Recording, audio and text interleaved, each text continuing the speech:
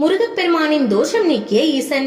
ஊழ்வினையால் மனிதர்கள் பலர் இன்று பல துன்பங்களில் சிக்கி உழல்கின்றனர்.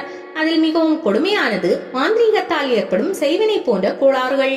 இவற்றினால் பலர் சொல்ல முடியாத துன்பங்களை அனுபவித்து வருகின்றனர்.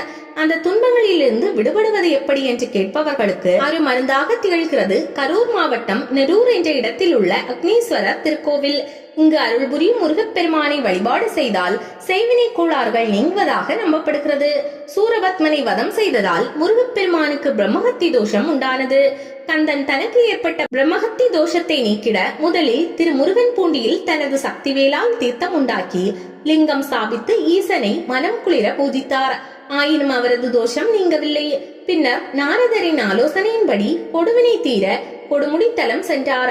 அங்கு மகுடேஸ்வரரை மலர்கொண்டு மனமொன்றி வழிபட்டார். ஆனாலும் அவரது துன்பம் தீரவில்லை. எனவே மீண்டும் நாரதரை தேடி வந்தார். நடந்ததை கேட்டறிந்த நாரதர் சொல்படி மகனூர் என்னும் மோகனூருக்கு எதிர்கரையில் காவிரி நீர் கொண்டு கலசங்கள் நிறுவினார்.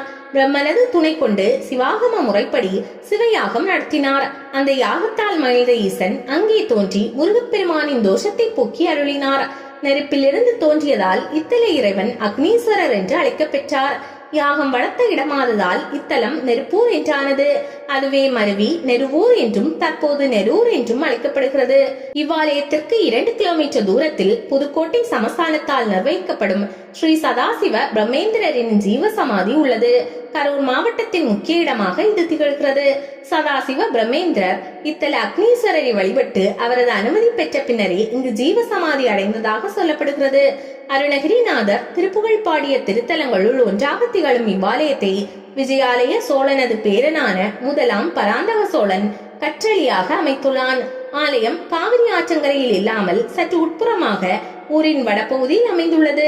ஆலயத்தை ஒட்டி காவிரியிலிருந்து பிரிந்து ஓடும் ஓடை ஒன்று உள்ளது. 1200 வருடங்கள் பழமை வாய்ந்த ஆலயம் முற்றிலுமாக சிதைந்த காரணத்தால் பழைய இறை சிற்பங்களை கொண்டு புதிய கருங்கல் ஆலய திருப்பணிகள் நடந்து வருகின்றன. கோபுரங்கள் முதற்கொண்டு அனைத்தும் கருங்கல்லால் உருவாக்கப்படுகின்றன. முதலில் கிழக்கு நோக்கிய சன்னதியில் அக்னீஸ்வரர் அருள்பாலிக்கிறார். இவர் சுயம்பு மூர்த்தியானவர் என்பதற்கு சான்றாக லிங்கத்தில் ஒழுங்கான உருவமைப்பை காண முடிவதில்லை. அந்த அளவிற்கு இந்த லிங்க திருமேனியில் பழமையும் விசித்திரமும் நிறைந்துள்ளது. சுவாமி சன்னதிக்கு இடப்புறம் முருகப்பெருமான் தனி சன்னதியில் வீற்றிருக்கிறார்.